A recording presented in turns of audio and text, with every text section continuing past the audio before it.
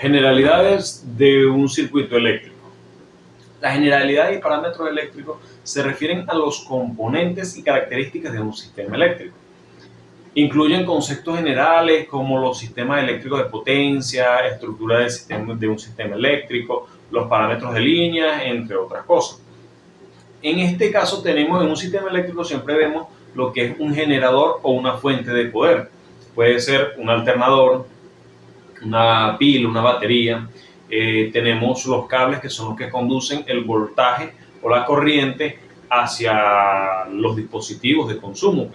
Tenemos los componentes que transforman ese voltaje, esa corriente, en energía lumínica o en movimiento. Tenemos también en el área industrial pulsadores, contactores, relés de tiempo, relés de contactos, relés de estado sólido, sensores inductivos, sensores capacitivos, PLC. Hay muchos componentes que son de los circuitos eléctricos, pues forman parte de los circuitos eléctricos. El más usado o lo que siempre se utiliza en instalación de motores es el contactor. Él funciona de la siguiente manera. Él posee un núcleo, una bobina y unos contactos. Cuando se energiza la bobina, se genera un campo magnético que atrae el núcleo. Esto permite que se cierren los contactos y permite el paso de la corriente hacia el destino necesario. Y así poder energizar el motor o lo que se desea energizar. Entre los circuitos eléctricos o entre los componentes eléctricos utilizamos lo que son herramientas para medir el voltaje, el amperaje, inductancia, capacitancia, ohmiaje, que son denominados los amperímetros o voltímetros. Entre ellos utilizamos lo que es el método de deflexión. El método de deflexión, al medir una magnitud con el instrumento, se tiene que colocar directamente la escala al valor de la medida. Por lo menos, si vamos a medir amperaje y conocemos que el motor consume de 0 a 30 en la nominal, no podemos colocar una escala en miliamperes o por encima de esta medida.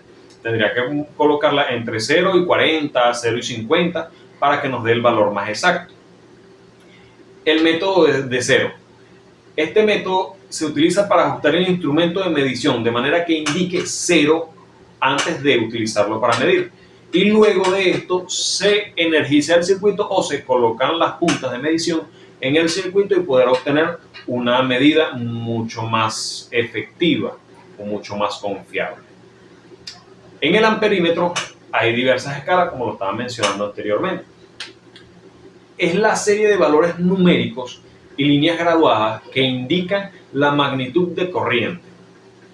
La corriente va de miliamperes, que es más que todo en los circuitos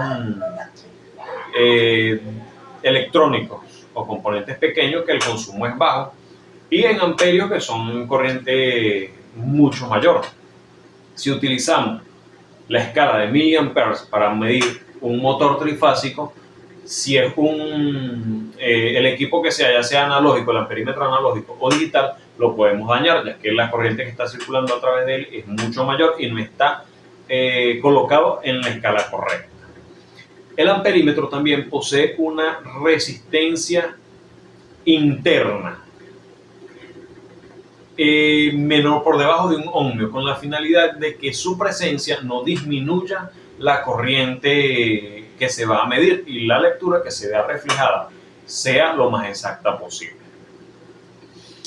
Principios y aplicaciones de los potenciómetros. El potenciómetro es una resistencia variable, no es como las resistencias cerámicas que se utilizan en los componentes electrónicos, que tienen un valor determinado, 100 ohmios, 5.5 kiloohmios, y pare de contar en las capacidades que se tienen. Este potenciómetro va de 0 a una medida exacta, ya sea 50K, 100K o lo que necesitemos en ese momento. él se va regulando. Un ejemplo podemos dar lo que es el dimmer, que es un potenciómetro que regula la luminiscencia en una habitación con las bombillas incandescentes.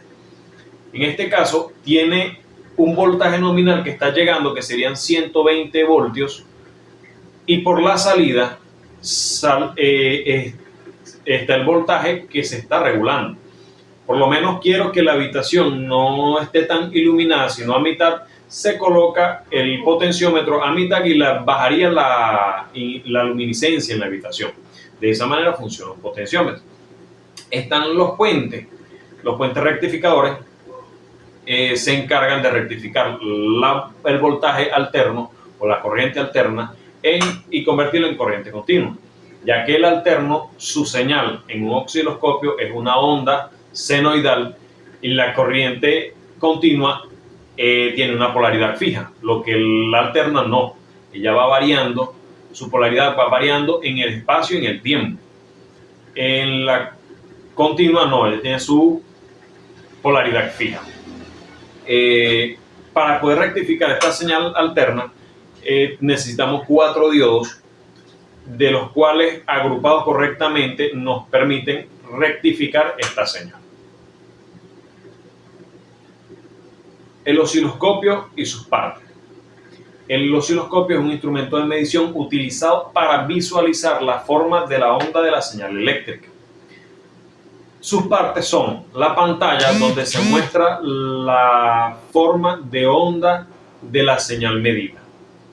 Los controles verticales permiten ajustar la amplitud de la señal en el eje vertical de la pantalla. Los controles horizontales permiten ajustar la velocidad y el tiempo de desplazamiento de la señal medida en el eje horizontal de la pantalla. Tiene el botón de trigger o de disparo, que permite establecer los parámetros en la activación del osciloscopio y la captura de la forma de la onda. Tiene la sonda que, conectada al osciloscopio, es utilizada para medir la señal eléctrica en el circuito. Botones de ajuste y calibración permiten ajustar y calibrar el osciloscopio para obtener mediciones mucho más precisas. Está el tubo de rayos catódicos. El tubo de rayos catódicos es una tecnología que permite visualizar en imágenes mediante un haz de rayos catódicos, constantemente dirigido contra una pantalla electroluminiscente. La pantalla está hecha de vidrio y recubierta de fósforo y plomo. El fósforo permite reproducir la imagen proveniente del rayo rayo catódico, y el fósforo protege a los usuarios o al espectador de la radiación producida internamente. Este fue desarrollado por William Crookes en 1875.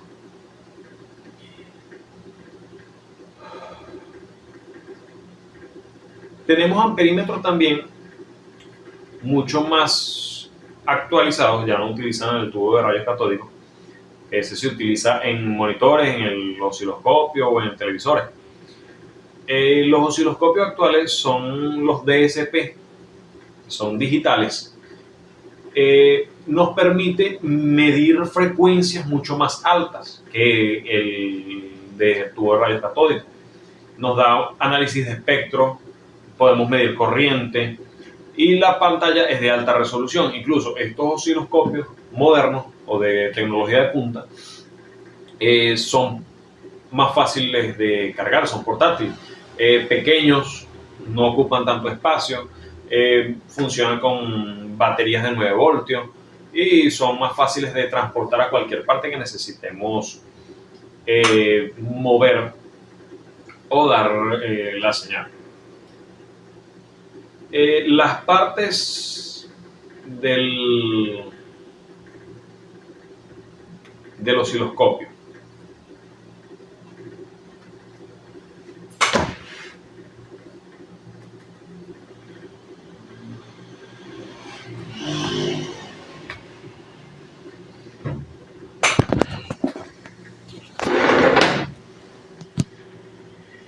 El osciloscopio posee una sonda, que es la que recibe la señal. esta señal la envía hacia la sección vertical. En la sección vertical encontramos el atenuador y el amplificador vertical. El amplificador vertical divide la señal y la envía hacia la sección de disparo y hacia el tubo de rayos catódicos. En la sección de disparo envía la señal hacia la sección horizontal.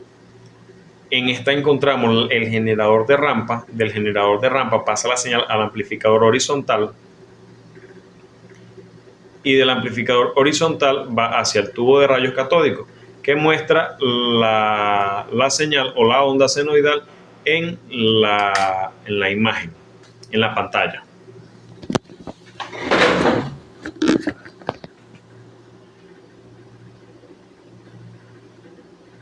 Mediciones de corriente y de voltaje.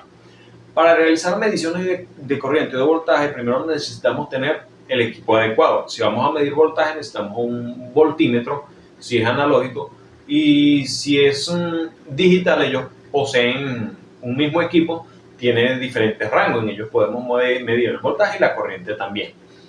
Primero, para poder hacer estas mediciones debemos asegurarnos de estar en la escala correcta, ya que si tenemos un multímetro, vamos a medir voltaje y lo tenemos en un miaje, vamos a dañar el equipo. Si lo tenemos en inductancia, si tenemos en la escala que no es la correcta, podemos dañar el equipo. Primero, asegurarnos que la escala es la correcta de lo que vamos a medir. Conectar las sondas, si es voltaje continuo, el positivo, el rojo en el positivo y el negro en el negativo, ya que si las invertimos nos daría una señal errónea en el voltímetro o en el multímetro. Si el circuito no está energizado, energizarlo y poder ver las lecturas adecuadas, y el valor será arrojado en la pantalla. Muchas gracias.